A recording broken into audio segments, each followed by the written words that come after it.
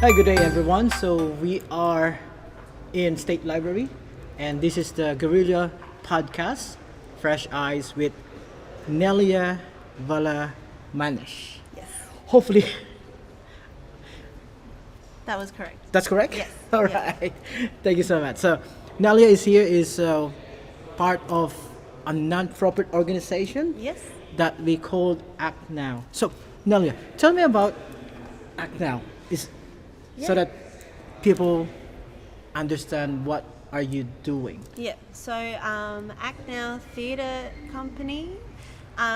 We are an organisation that create theatre that's interactive, that talks about issues around like maybe queer LGBTQI plus issues, racism, and also we're doing some projects around climate change and other things that impact us as a whole in a society, so for the better.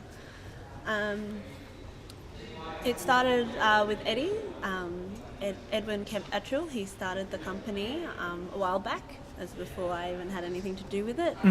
But they are passionate about social justice issues and education for young people, and yeah, getting our voices out and getting the audience to interact with the actors and be a part of the change that they want to see around society and in the show.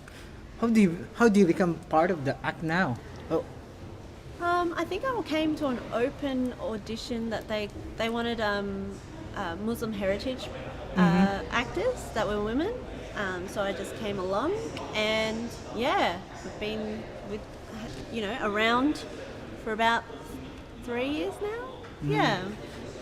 so you're really into acting, or Yeah, I guess for me, I like to do anything that is to do with getting people's voices heard, especially people of colour.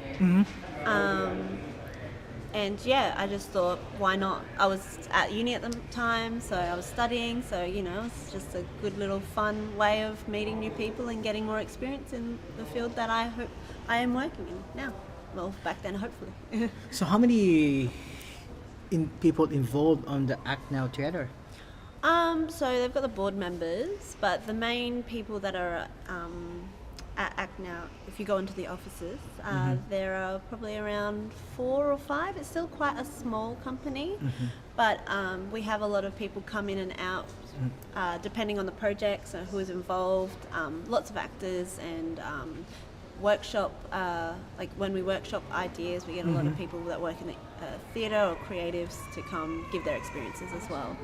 So this is mostly youth oriented, is that right? Youth orientated, yeah, but we do have some stuff around educating the wider society. We do put on these shows for organisations or businesses, and we get approached by like the health institutes and stuff like that to help combat things like racism. Yeah. So why Act Now? Why the name is Act Now? Is that because of social oriented project that you are aiming to? I'm not sure actually. That's probably a question for Eddie. But I guess it's got to do with we want to act now, right? So because it's all about social change and social cohesion. Yeah, I think that. Is that activism? Yeah, maybe it's activism through theatre. I think doing things through creative pathways are a good way of getting people to kind of open up and be more willing to participate. Because a lot of the things we talk about are really heavy. A lot of our projects are around racism specifically towards Aboriginal Australians, which is not nice. It's, and we're telling this to children from from the ages of like 6 to 18. So we've got to kind of figure out a way to make it palatable for them, but also not dance around the issue as well. So just to educate them. Educate them, Aim yeah. at them. Yeah, so there's a program that they've just started called Like Me, Like You, which is focused towards primary school students. Yeah. So, if someone wanted to be part of ActNow Theatre, so Yeah. what if I want to go to ActNow? What should I do? What requirements do I need to do? So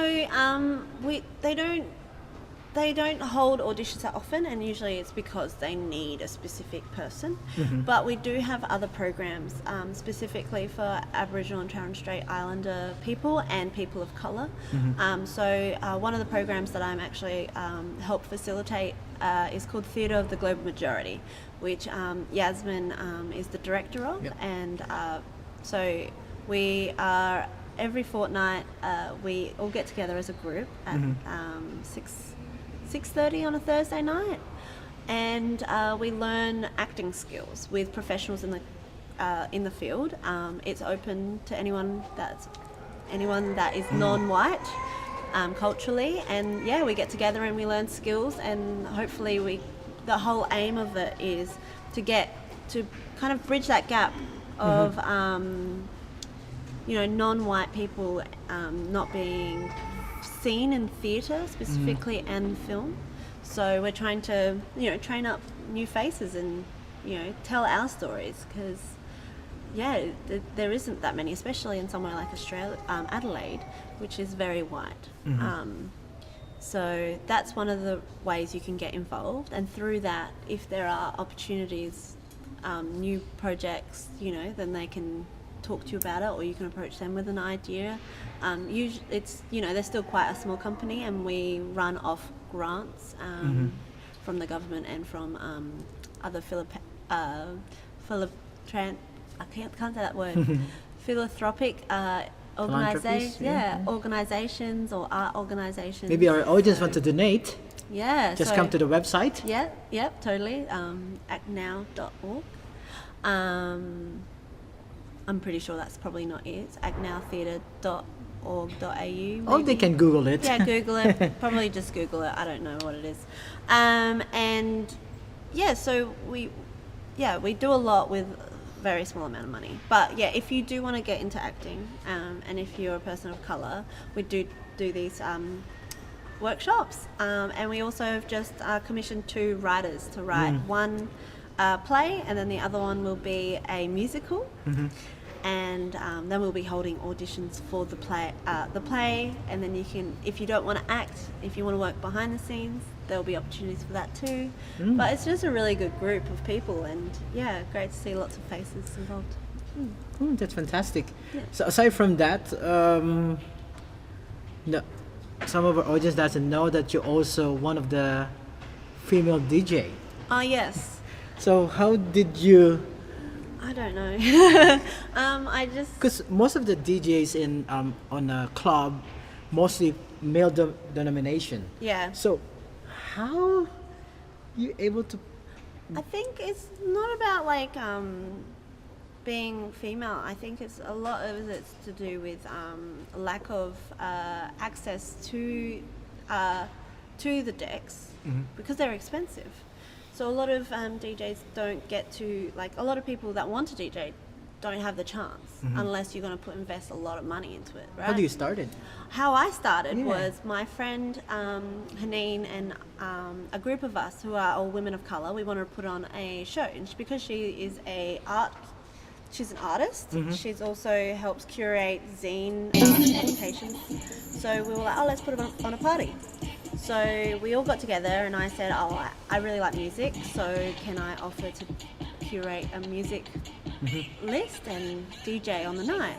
So I taught myself how to DJ on this really terrible application on my laptop, and we did it, and little did I know, someone that was worked at a club in Adelaide saw me and really liked the music I chose, and they contacted me, and they ended up teaching me a little bit on actual decks, and from there I just kind of kept getting gigs every now and then, and honing on in my skills and asking local DJs if I can come watch them, and so it's been a really weird start, but I think the support of the local artists, the local scenes really does make a difference in everyone's career, really. Yeah. So if someone listening and watching this one, Yeah. a young female who's wanted to be like you, what is your advice to them? I guess my advice would be to download one of those apps online. It's like a DJing app. You can connect it to Spotify, so you don't have to buy all the music so quickly. Like, you can just like use that, and then just watch YouTube clips. There are so many YouTube clips about what to do, and they break down every step. And once you've done that, just kind of practice and just get your voice out there and ask local clubs or anything if there's any opening sets. Make a mixtape, put it online, send it around. I think one of the biggest impacts for my career has been just starting up an Instagram page. I get lots of people contacting me through that. So what's your Instagram page? What's your username? It's DJ _ Pillow Princess on Instagram, and also DJ Pillow Princess on Facebook as well. I've got a Facebook page. Alright, so that's the username. I'll put on the link as well below. Please see Nelya. Thank you so much. Thank you for coming. So Nelya is our first guest for our first episode of the podcast, Guerrilla Podcast, Fresh Eyes. Thank you so very much. Thanks for having me.